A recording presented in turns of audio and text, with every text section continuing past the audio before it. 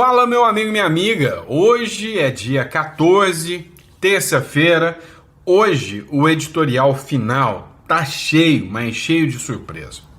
Rapaz, eu quase perdi 1.000 contos só por causa desse editorial, porque fizeram uma aposta comigo dizendo que o Eduardo Bolsonaro ia ficar inelegível com o processo, né, da tentativa de coação no processo, né? Porque ele foi lá para os Estados Unidos denunciar os abusos aqui. E aí me disseram que o Paulo Gonet ia denunciar o Eduardo Bolsonaro com certeza e pedir a prisão dele. Cara, se eu faço essa aposta eu ia perder, porque eu já apostava que o Paulo Gonet ia denunciar o Eduardo Bolsonaro, mas falhou, né? Ele deu para trás, recuou e não denunciou o Bolsonaro. Vou colocar na tela do aplicativo, só pra gente ir falando aqui. Então, Paulo Gonet surpreendeu muito com essa decisão. Outro tema que eu vou conversar com vocês é sobre o Fachin.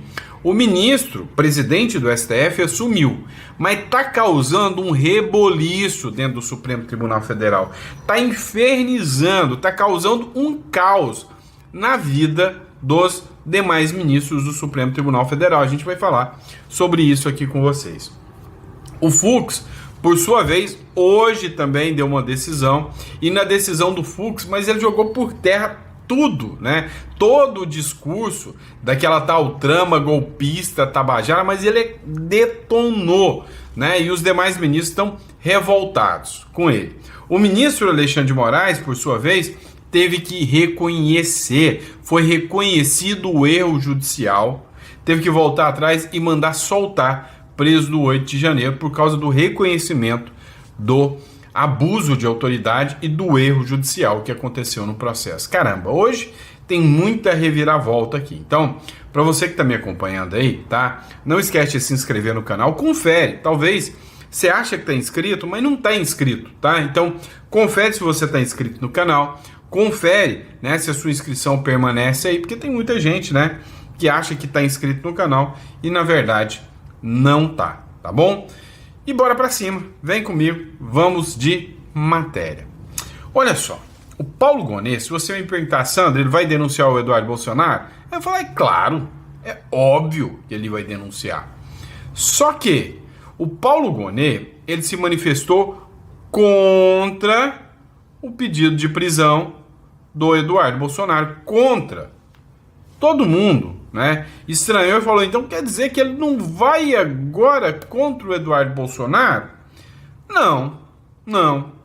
Mas ele vai apresentar a denúncia, ou melhor, já apresentou a denúncia, tanto contra o Paulo Figueiredo quanto o Eduardo Bolsonaro.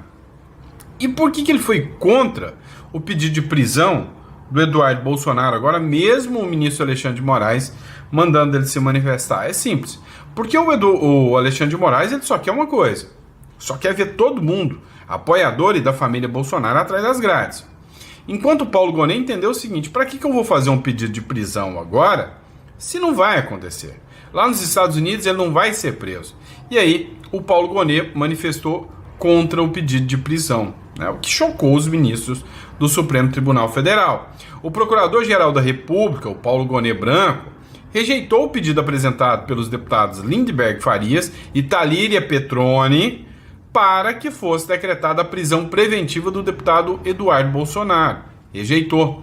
Em manifestação encaminhada ao Supremo Tribunal Federal, Gonet afirmou que os parlamentares não têm legitimidade processual para solicitar tal medida, uma vez que o artigo 311 do Código de Processo Penal restringe esse tipo de requerimento só à Polícia Judiciária e ao Ministério Público. Então, a decisão do Gonet foi no sentido contrário, né, em relação a pedir a prisão do Eduardo Bolsonaro. Foi uma reviravolta, porque assim, hoje a impressão que você tem é que tudo que eles puderem fazer contra o Eduardo Bolsonaro, contra a família Bolsonaro, eles vão fazer, né? Mas só não foi efetivada aqui porque a gente sabe, não vai adiantar, só vai dar mais força para o Eduardo Bolsonaro uma ordem de prisão contra ele, porque você acha mesmo que o governo norte-americano vai deixar prender o Eduardo Bolsonaro nos Estados Unidos?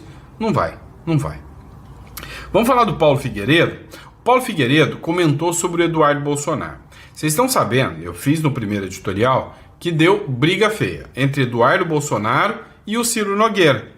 E aí o Eduardo Bolsonaro deu umas respostas no Ciro Nogueira, que o Ciro Nogueira, né, simplesmente falou que já estava com a eleição ganha com o Tarcísio. E o Ciro Nogueira falou que ninguém da família Bolsonaro será mais apoiada, né, pelo Centrão, que ninguém da família Bolsonaro fará parte mais, né, da eleição. Ou seja, o Ciro Nogueira não vai apoiar mais a família Bolsonaro.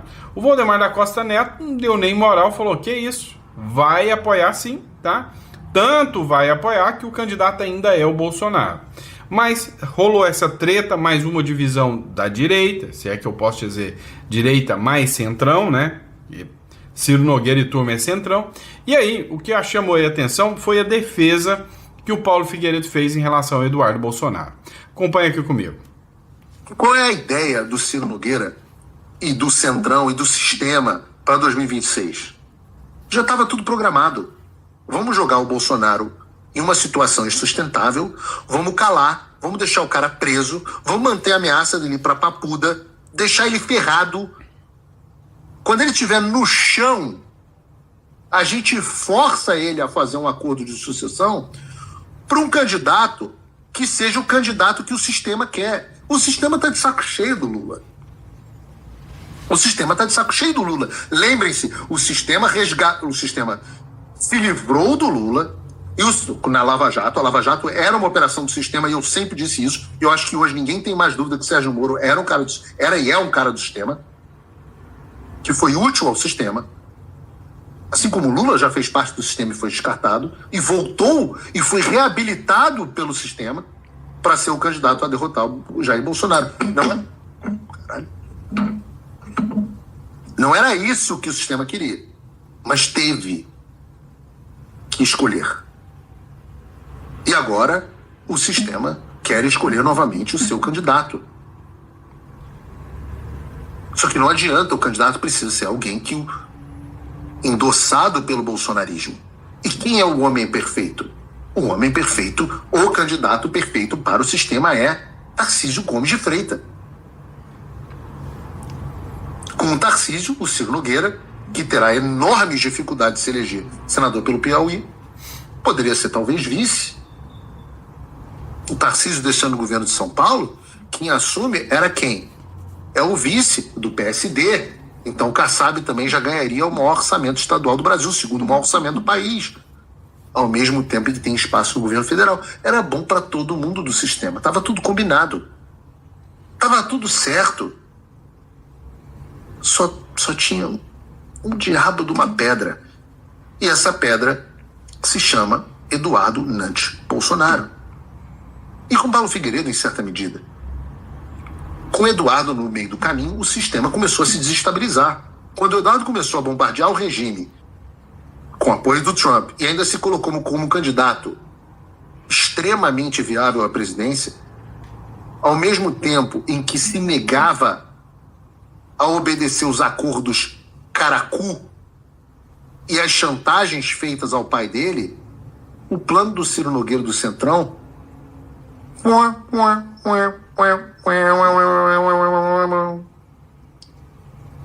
pois é, babou.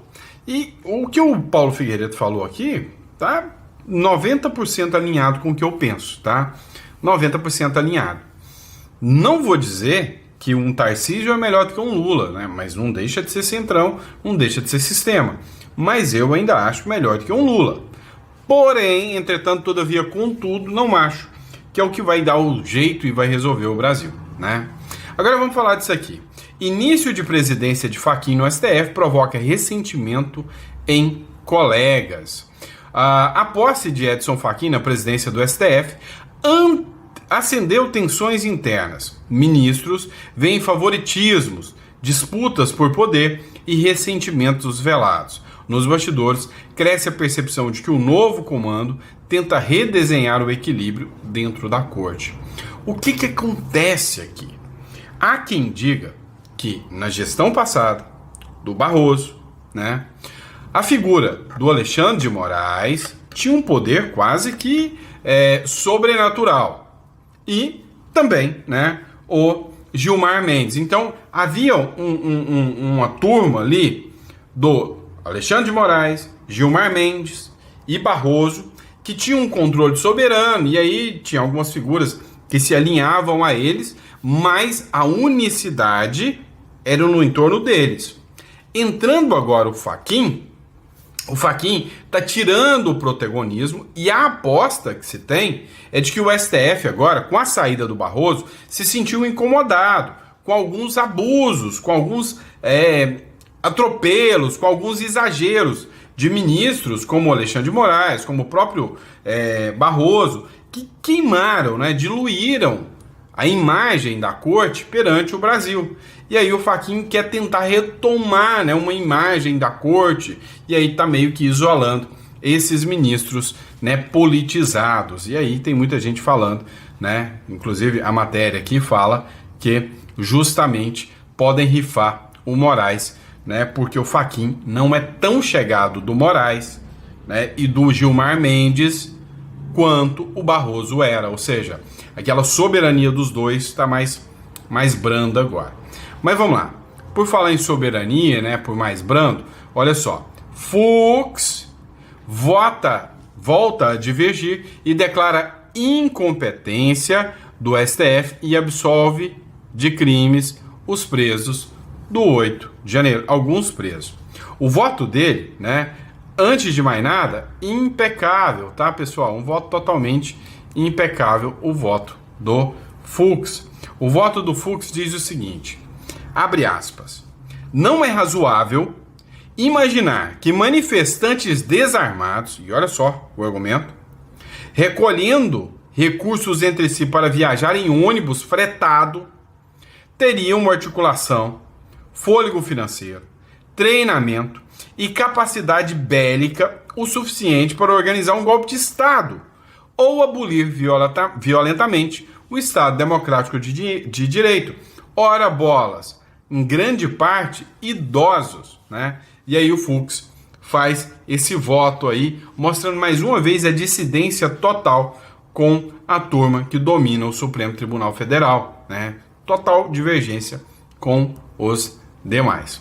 Vamos lá, essa matéria aqui é interessante, ó. Deltan Dallagnol, do Partido Novo, lidera a pesquisa para o Senado no Paraná.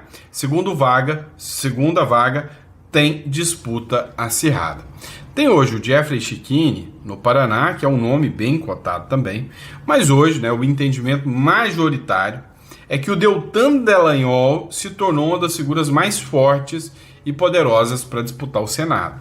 Lembrando que ele já foi eleito deputado federal mais bem votado do Paraná e foi cassado por uma futurologia, por um jogo de cartas marcadas que aconteceu dentro do TSE, um abuso, um absurdo.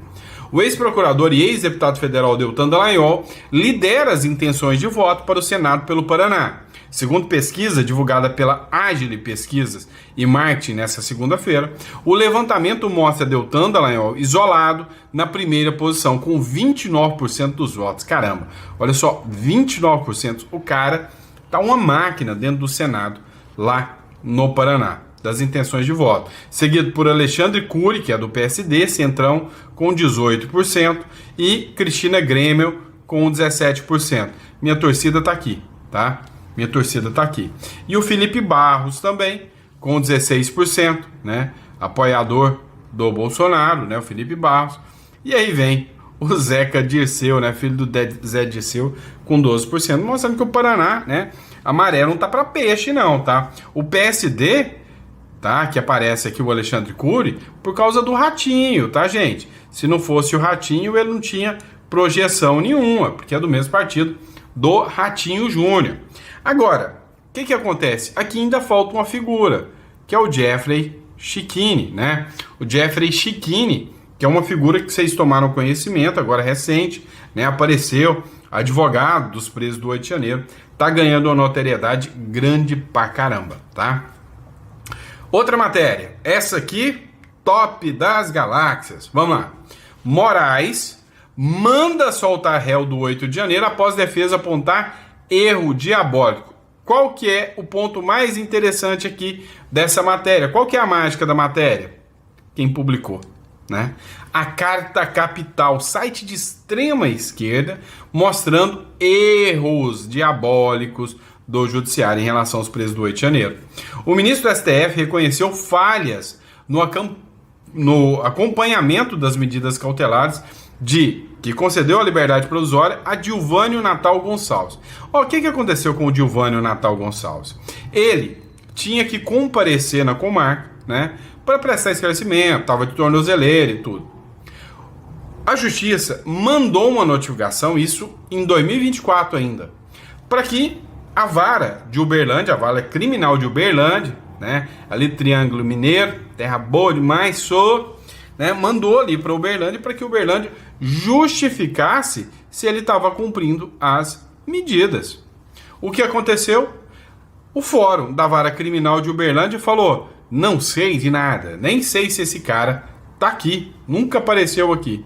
E o Moraes mandou prender de novo, né, o Dilvânio Gonçalves. Mandou prender.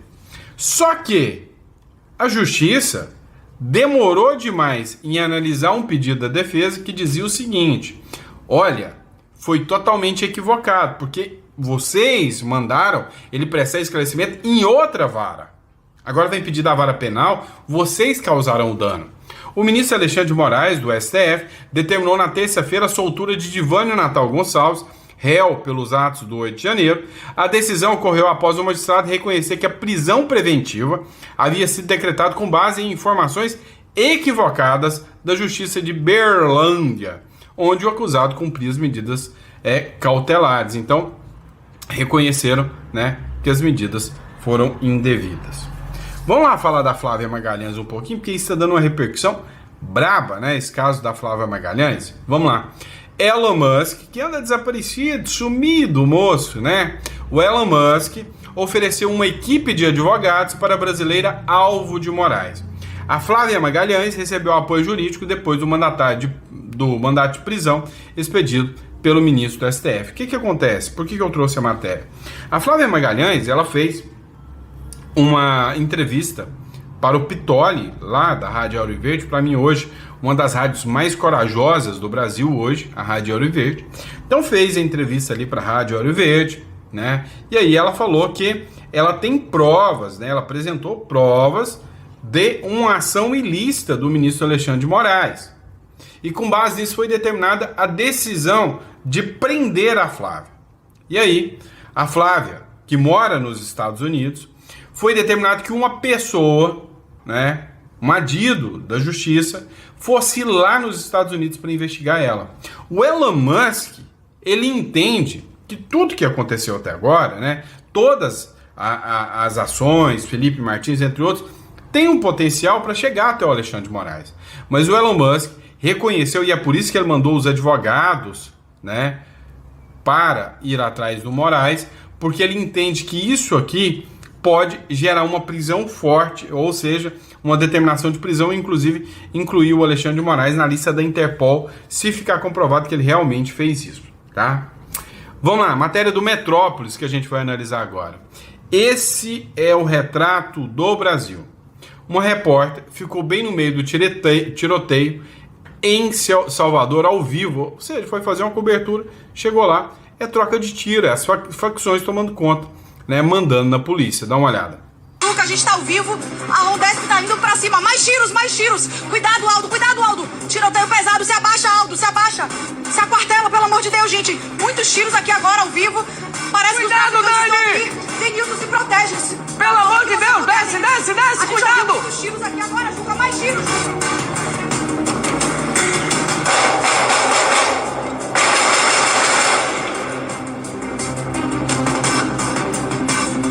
Troca de tiro! Se abaixa, Dani! Se abaixa!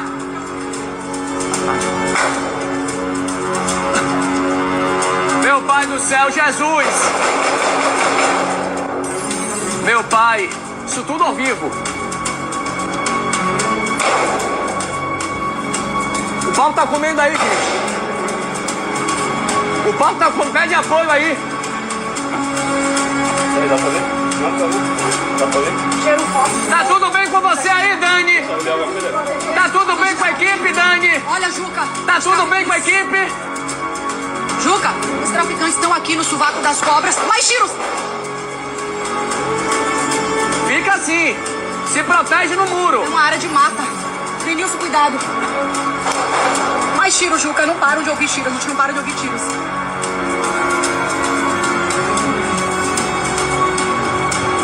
Realmente os traficantes estavam escondidos aqui, hein? Atrás de uma casa, numa área de mata, no sovaco das cobras. E a Rondesp Central agora trocando tiros com esses traficantes. Vamos ouvir. Ao vivo, viu, gente? Pede apoio aí, gente, apoio! Só tem uma viatura, 3 policiais! Só tem uma viatura, 3 policiais! Apoio! Urgente! Gessé, desloca aí também, Gessé!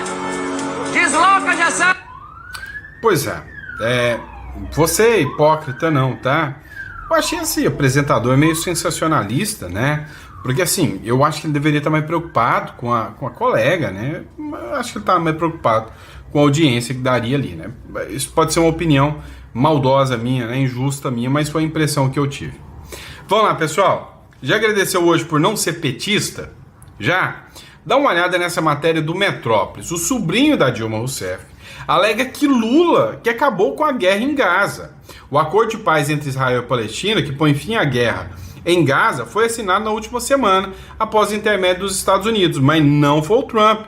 O Trump financia a guerra. Quem salvou foi Lula. Lula que salvou a Palestina toda, e ainda bem que nós temos aqui, né, um TSE muito poderoso, esse cara que é parlamentar, ainda bem que nós temos um STF muito poderoso que nos livra da mentira e da desinformação, ainda bem, né? Imagina se não tivesse isso aqui. Esse cara aqui, ó, o sobrenome já diz, né? Pedro Rousseff, né? Ainda bem que ele é uma pessoa muito séria, que está apresentando aqui, né, a verdade dos fatos. Todo mundo sabe que o Trump e o Netanyahu nunca falaram sobre Gaza. A gente sabe também que aquelas imagens que circularam o mundo inteiro do Trump sendo ovacionado, né, no Congresso de Israel, aquilo é tudo inteligência artificial. Quem salvou mesmo foi o Lula. Olha o que a figura disse. Quem acabou com a guerra em Gaza chama-se Luiz Inácio Lula da Silva. É claro, foi o Lula. O Lula. Foi com um barzinho, com a cervejinha, tá? Trump ajudou, foi a financiar a guerra. O Lula fez o acordo de paz. Ainda bem que aqui não tem desinformação, né? Ainda bem que no Brasil, né, desinformação é punida com prisão que pode levar 27 anos. Ainda bem, porque isso aqui não é desinformação. O mundo precisa gastar dinheiro não com armas, sim com a comida para matar a fome de milhões de pessoas. Obrigado, papai Lula, né? Que coisa linda. Já agradeceu por não ser um petista hoje? Espero que sim, tá? Espero que sim, que você já tenha agradecido. É absurdo, né? É absurdo. Vamos lá, pessoal. Essa matéria do Infomoney aqui eu achei muito interessante, pelo Walter Maciel. Olha só, eu gosto muito de fazer análise, né? Até o meu papel, meu trabalho. Eu sou mestre em comércio internacional pela Mercer University, tá? A Universidade de Miami. O que acontece, né? O que eu achei super interessante? Todo mundo fica falando da potência econômica que se tornou a China. E aí, o Walter Maciel aqui dá uma desmentida nisso aqui tão interessante, né? A matéria do Walter Maciel. A fortaleza americana. Por que a próxima década pertence aos Estados Unidos, né? Infomoney. Século XXI não será chinês, será americano, mais uma vez. Os Estados Unidos mantêm um soft power, o monopólio em áreas que garantem, como protagonista e responsável por dar as cartas no mundo na próxima década, segundo a análise de Walter Maciel. O colunista do Infomoney e CEO da AZ Quest aponta monopólio estruturais que nenhum rival, segundo ele, consegue replicar. Nem mesmo a China. A China enfrenta impossibilidades matemáticas, enquanto os Estados Unidos acumulam vantagens estruturais. Sua economia funciona como uma panela de pressão, sem válvula, ao passo que os Estados Unidos contam com instituições capazes de absorver crises. O que é interessante nessa história aqui? A economia americana, ela vem construindo de forma sólida, sabe? Década após década, com uma mudança de cultura no padrão americano, onde faz com que o americano tenha, né, o padrão de trabalhar para crescimento total do país. Então, a mentalidade de crescimento é do cidadão americano e não do Trump. Conquanto que na China, o que ele diz aqui, né, o colunista avisa e explica que a China funciona como uma panela de pressão. O Estado tampou a válvula e falou, não, agora vocês vão inchar. Ou seja, fazendo subsídio, fazendo investimentos, números inflados, né? E apostando que a economia chinesa chegaria a um ponto, tamanho, de que ele poderia soltar e tirar essa tampa da panela sem ela explodir. Não é o que vai acontecer. A crise imobiliária na China já está vazando. A crise dos carros elétricos já está começando a cair, né, na mídia. Então, se você está apostando, né, que o Brasil vai estar bem calcado, bem protegido com a China e não está apostando no dólar, eu acho que você é doido, tá? Eu estou apostando em dólar, não é à toa que eu mudei para o Uruguai, dolarizei tudo, tá? Tudo. Lógico, ainda tem investimento no Brasil, tá? Já estava lá, né? Tem até imóvel no Brasil, mas, cara, para mim foi tudo dolarizado, tá? Então eu aposto hoje que nos próximos 10 anos os Estados Unidos vai dar um boom e eu não acredito que a China vai conseguir acompanhar. Hoje estão juntos, né, Milley e Donald Trump lá na Casa Branca, né? E aí o Donald Trump fez vários elogios ao Milley, dizendo que a economia americana, né, que a economia argentina vai dar um salto, já está dando um salto. Hoje o Wall Street Journal fez uma matéria dizendo que o argentino, se for exitoso no que ele busca fazer, ou seja, se ele conseguir resultado, ele dá uma aula e uma lição para a República das Bananas aqui, para o Brasil. Inclusive, nessa reunião, o Trump citou e destacou uma ótima conversa com o Lula, o que acendeu um alerta aí. Será que o Trump está buscando o Lula para uma armadilha, para pressionar e negociar com o Lula, ou ele realmente caiu nas graças do Lula? O presidente dos Estados Unidos, Donald Trump, voltou a comentar a recente conversa com o presidente brasileiro, Luiz Inácio Lula da Silva. Durante reunião com o líder argentino, Javier Milei, nesta terça-feira, a Casa Branca, Trump afirmou ter tido uma ótima conversa com Lula. Abre aspas para o que o Trump falou. E o Brasil? Sim, eu tive uma ótima conversa com o presidente. Eu o encontrei antes de discursar na ONU e descobri que tinha desligado o meu prompter, né? Ou seja, descobri que eles tinham desligado meu prompter. Eu estava aqui e ao entrar encontrei o líder do Brasil. Eu falei com ele. Nós nos abraçamos e as pessoas dizendo, dá para acreditar nisso? Nós concordamos que vamos nos encontrar na próxima semana. Não tive muito tempo para falar aqui. Foram cerca de 20 segundos, mas nós conversamos, disse Donald Trump, né, sobre o caso do Lula. E aí é que entra o detalhe, o perigo, né? Deixa eu ver se dá tempo pra gente falar dessa matéria. Pessoal, posso passar 5 minutos? Vou tentar aqui, tá? Fazer mais rápido. Há algo grave, perigoso. Essa reunião mostra muito. Aqui, nós já temos um nome fora dessa história, chamado Barroso. Essa reunião aconteceu, né? Logo depois que o Lula voltou de Roma, se eu não me engano, né, que foi essa reunião, e aí ela diz muito, ela preocupa muito nós brasileiros. Hoje o presidente é esse, o Fachin. O Fachin tornou-se presidente depois que o Barroso deixou a presidência, mas deixou também o próprio STF, tá? Deixou também o STF, o Barroso. Deixando o STF, surgiu uma vaga para o Lula. Acontece que a saída do Barroso já gerou um certo desgaste. E aqui o Fachin, como vocês viram na matéria, está gerando um desgaste com aqueles que eram mais alinhados ao Barroso, muito próximos ao Barroso, porque o Fachin tem um modelo diferente. E aí o Cláudio Dantas já anunciou a saída, né, possível da ministra Carmen Lúcia. E aí, com a saída da ministra Carmen Lúcia, o Lula tem mais um ministro do STF para indicar. Não agora. Não depois. Agora já. Ou seja, antes das eleições, o Lula deixa 2. Então não pense que a saída do Barroso foi só por medo da Magnífica. Também foi. Mas foi uma estratégia, um acordo, para que, mesmo que o Lula perca as eleições em 2026, ele permanece com o STF totalmente aparelhado. Você não entendeu a regra do jogo? Depois da Carmen Lúcia, hoje saem rumores que o próximo pode ser o Gilmar Mendes, que deixará mais um pro Lula.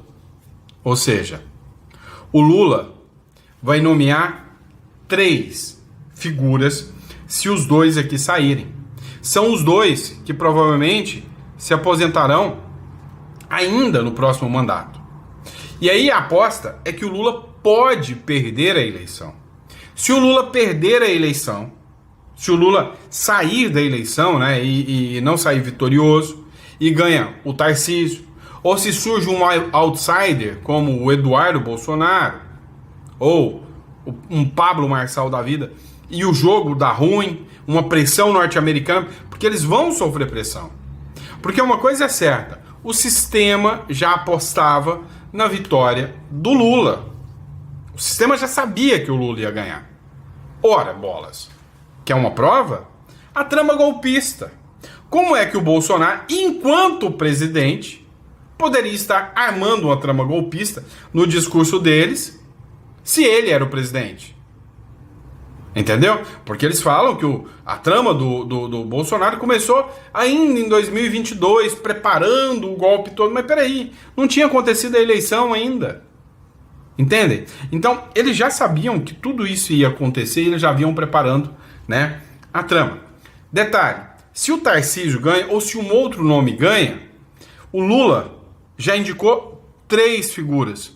Essas 3 figuras que o Lula indicou, provavelmente vai ser o Pacheco, provavelmente, né, vai ser também o Messias, né, o Jorge Messias, todos jovens, e tem mais um que o Lula ainda está definindo, todos jovens com menos de 50 anos.